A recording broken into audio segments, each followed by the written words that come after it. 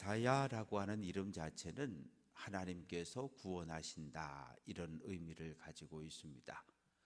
이사야 선지자는 주전 740년부터 주전 680년까지 60년 동안 선지자로 사역을 했습니다. 그런데 시대적 주변 상황을 살펴보면 이스라엘이 대단히 위태한 때예요.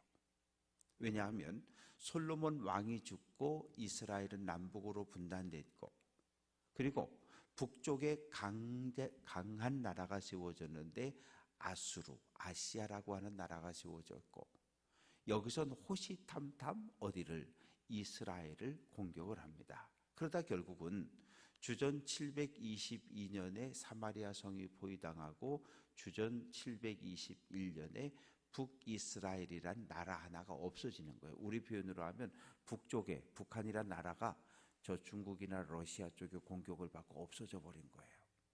그러면 어디만 남습니까? 남유다와 예루살렘만 남아요. 근데 문제는 남유다도 이사야가 말씀을 선포할 당시에는 아수르의 공격을 받아서 유대 전체가 다 성읍들이 점령당하고 예루살렘 하나만 딸랑 남아있는 이런 상태. 그래서 9절 말씀은 만군의 여호와께서 우리를 위하여 생존자를 조금 남겨두지 아니하셨더라면 우리가 소돔 같고 고모라 같았을 거다. 마치 8절에 포도원에 망대가 높이 솟아 있는 것처럼 참외밭에 원두막이 있는 것처럼 그냥 예루살렘만 살아남아 있는 거예요.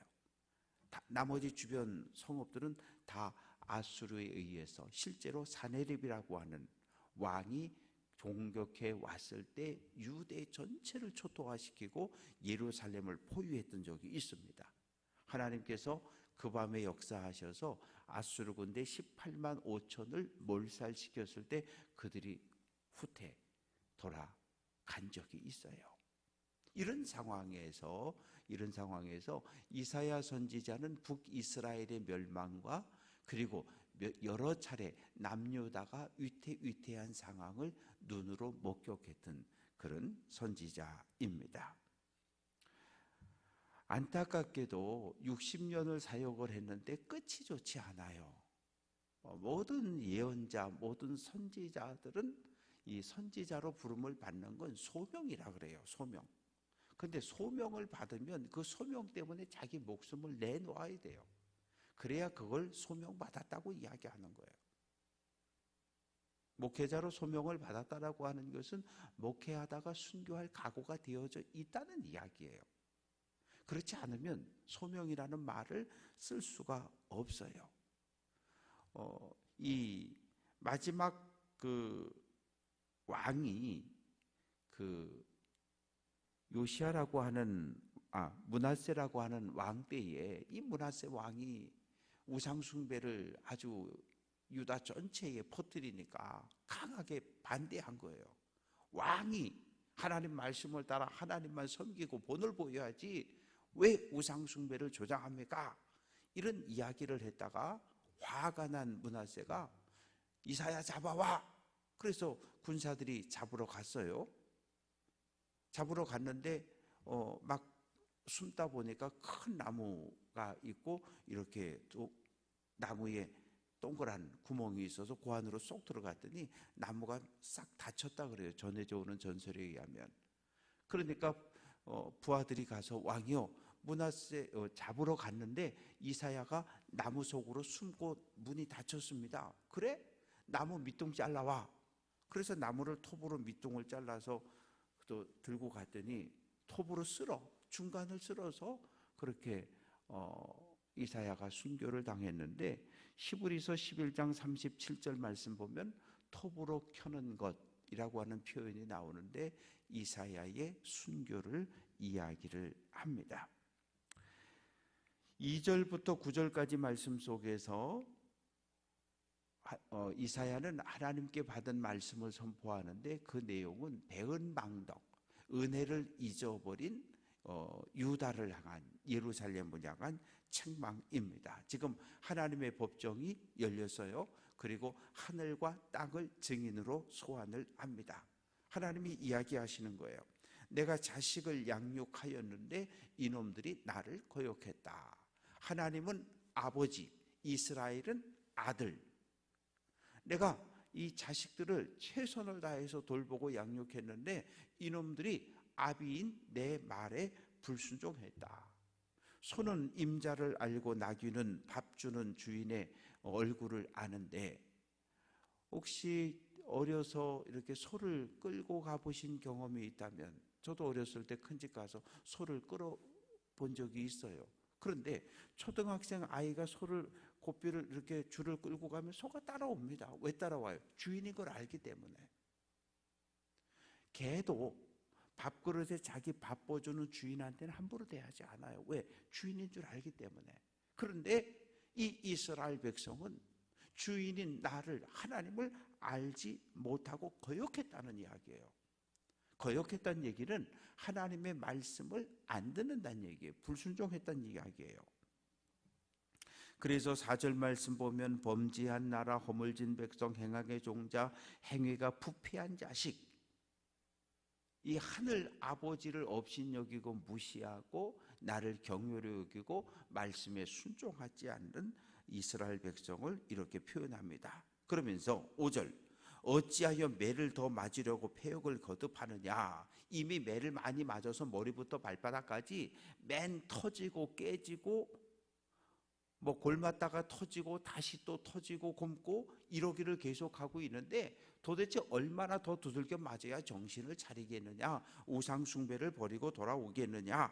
그러면서 7절, 너희 땅은 황폐하고 성읍은 불탔고 토지는 너희 목전에서 이방인에게 삼켜졌고 이방인에게 파괴되며 황폐하였고, 예루살렘만 딸랑 남고 유다 전체가 지금 점령을 당한 상태인데 도대체 얼마나 더 두들겨 맞아야 정신을 차리겠느냐, 이렇게 말씀을 합니다. 그러면서 10절부터 17절까지 말씀 속에 남유다 백성들의 구체적인 죄악을 하나하나 지적하고 있는데, 그건 뭐냐 하면 11절 말씀 보면 이스라엘 백성들이 아침, 오전 9시, 오후 3시 매일 번제를 2번씩 드립니다. 양도 바치고 소도 바치고, 이 제사에서 가장 중요한 건 피하고 기름입니다. 피하고 기름. 우리는 고기 구워 먹을 때 기름이라고 다 떼어내지만 기름은 전부 하나님께 돌렸거든요. 그리고 피를 뿌렸습니다. 이제 그만 갖고 오라는 거예요. 싫다는 거예요. 그러면서 12절 말씀 보면 너희가 내 앞에 보이러 오니 이것을 누가 너희에게 요구하였느냐, 내 마당만 밟을 뿐이라. 이 교회 마당만 밟고 간다는 이야기 하잖아요. 아내를, 애들을 교회 주차장까지 데려다주고 슉 가고 예배 끝날 때 되면 차 딱 대기했다가 태워가고 마당만 밟고 간다 그래요. 그런데 이게 무슨 의미인가 하면, 예배당에 왔어요. 예배당에 와서 하나님을 예배하는데 몸은 예배당에 앉아 있는데 머리는, 생각은, 마음은 온통 딴 생각하고 있는 거예요. 저 교회 밖에 나가서 그냥 막 온 이 나라 저 나라 관광지를 막 돌아다니고 있는 거예요, 마음이. 그럴 경우에는 그 예배는 헛된 예배인 거예요. 몸만 예배당에 있지 마음은 저 밖에 가 있으니까 하나님을 향해서 우리가 전심으로, 온 마음으로, 갈라지지 않는 하나된 마음으로 하나님을 예배해야 하는데 마음은 저 밖에 가 있거든요. 그럴 때 온전한 예배가 드려질 수 없습니다. 그래서 하나님께서 피도 기름도, 그리고 13절 말씀 보면 헛된 예물 가져오지 말라. 분향, 이 향을 만들어서 하나님 앞에 이렇게 불을 켜가지고 향기를 올려드리는데 이제 그것도 싫다는 거예요. 월삭, 초하루, 매달 1일을 초하루 월삭이라고 부르고요, 정한절기, 안식일, 매일매일 예배는 너희가 드리는데 내가 너희의 기도를 들을 수 없다는 거예요. 그래서 15절, 너희가 손을 펼 때, 유대인들의 전통적인 기도의 기본 방식은 두 손을 높이 들고 기도하는 겁니다. 두 손을 들고 눈을 뜨고 하늘을 바라보고 이러고 기도해요. 이게 유대인들의 기본적인 기도의 모습입니다. 그런데 하나님이 내가 눈을 가렸다, 눈을 감았다고 이야기하셔요. 그리고 너희가 많이 기도해도 내가 듣지 않겠다. 왜? 너희가 높이 든 그 손에 피가 줄줄 흐른다는 거예요. 피라고 하는 것은 악을 행했다는 얘기예요. 약한 사람을, 사회적 약자를 착취하고 학대하고 빼앗고 죽이고 사기치고, 그런 손 들고 기도하는 그 기도를 내가 안 듣겠다는 이야기예요. 그러면서 어떻게 하라는 얘기예요? 16절, 너희는 스스로 씻으며 스스로 깨끗하여지라. 너희의 죄악을 다 씻어서 깨끗함을, 거룩함을 회복하고. 17절, 선행 정의를 구하며 학대받는 자, 고아 과부. 뭐예요? 사회적 약자들입니다. 나그네, 과부, 고아.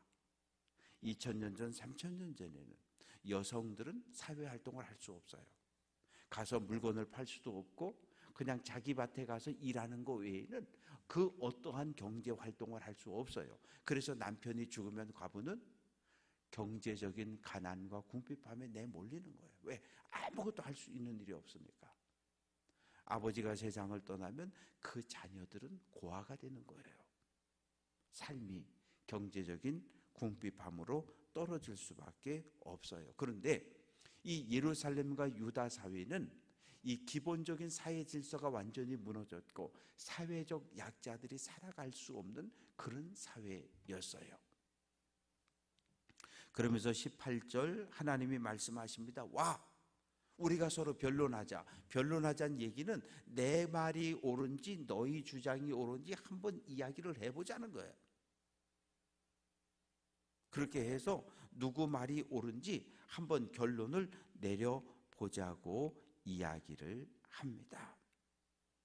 그러면서 하나님 말씀하시는 것이 19절, 순종하면 땅의 아름다운 소산을 먹고, 20절, 불순종하면 너희가 하나님의 심판을 받고 멸망을 당할 것이다. 그러면서 21절부터 마지막 절까지 변해버린 예루살렘에 대한 책망을 합니다. 21절, 신실하던 성읍이 어찌 창기가 되었느냐. 정의가 공의가 그 가운데 있었는데 이제 살인자들 뿐이다. 사무엘하 8장 15절 말씀을 보면 다윗이 정의와 공의로 백성을, 나라를 다스렸다는 말씀이 있어요. 그러나 다윗 시대만 그런 거예요. 솔로몬 시대에 어떻게 됐습니까? 솔로몬은 처음은 겸손함으로 시작됐지만 그 마지막은 우상 숭배를 이스라엘 전체에 퍼뜨린 악한 왕으로 성경은 기록을 하고 있습니다. 그러면서 이 순수한 은이 아닌 찌꺼기가 섞였고 포도주에 물을 잔뜩 타가지고 이 가치 없는 포도주로 변화되어지고, 23절, 지도자들은 어떻게 합니까? 패역하고 도둑과 짝하고 뇌물을 사랑하고. 이 지도자, 시장, 군수, 도지사 뭐 해야 돼요? 도민이, 시민이, 국민이 편안하게 살아갈 수 있도록 돌보아 줘야 되는데 그거 안 한다는 얘기예요. 힘없는 사람들을 짓밟고 착취하고 빼앗고. 그건 이 공직자의 도리가 아니죠. 관원의 도리가 아닌데 그러한 사회로 변화되어진 것을 책망을 합니다. 그래서 26절 말씀 보면 너희의 모든 죄악을 회개해야 거룩한 성읍, 신실한 성읍의 모습을 다시 회복할 수 있다고 말씀을 하십니다. 그러면서 28절, 끝까지 회개하지 않는 사람은 어떻게 해요? 하나님의 심판을 받고 멸망을 당할 것이고, 29절, 너희가 기뻐하던 상수리 나무, 상수리 나무라고 하는 건 큰 나무 밑에 가가지고 우상을 섬겼거든요. 물이 흐르는 동산, 거기다가 신당을 짓고 거기서 양 잡아 제물을 바쳤거든요. 어떻게 해요? 상수리 나무를 말라버릴 것이고 동산엔 물이 더 이상 흐르지 않을, 그래서 너희가 수치를 당할 것이다. 31절, 다 하나님의 심판을 받고 불타버리면 그 불을 꺼줄 사람이 없다는 말로 말씀을 정리하고 있습니다. 말씀을 정리해 봅니다. 하나님의 은혜를 잊어버리면 우리도 배은망덕한 사람이 되는 거예요. 부모의 은혜를 잊어버린 자식은 불효자가 되는 겁니다. 아버지가 엄마가 나한테 뭐 그런 소리 하면 안 돼요. 낳아주시고 길러주고 뭐 대학까지 졸업시켜주고 공부 끝내주고 결혼까지 시켜줬으면 지네가 알아서 사는 거지. 뭐 결혼하고 나서도 뭐 유산을 주니 안 주니 그런 소리 하면 안 돼요. 자녀는 절대로 부모를 향해서 원망과 불평을 쏟아내면 안 돼요. 그건 하나님께서 정한 법이에요. 그런데 이 질서가 무너지고 있어요. 마찬가지로 하늘 아버지께서 우리에게 귀한 생명을 주셨고 우리에게 은혜를 주셨는데 이 은혜를 잊어버리면 안 돼요. 그리고 원망과 불평을 쏟아내는 것은 하늘 아버지를 향한 자녀의 바른 도리가 아닙니다. 하나님의 말씀에서 멀어지면 이 사회도 도덕, 영적 그리고 모든 질서가 무너지고 파괴돼요. 사람이 살 수 없는. 바라고 소망하는 것은 우리 자신들을 돌아봅시다. 우리가 하나님 거룩한 백성이 되었으니까 하나님 거룩한 백성답게 하나님의 말씀을 붙잡고 오늘 한 날도 거룩한 믿음의 길을 달려낼 수 있는 귀한 성도들 될 수 있기를 주님의 이름으로 축원합니다.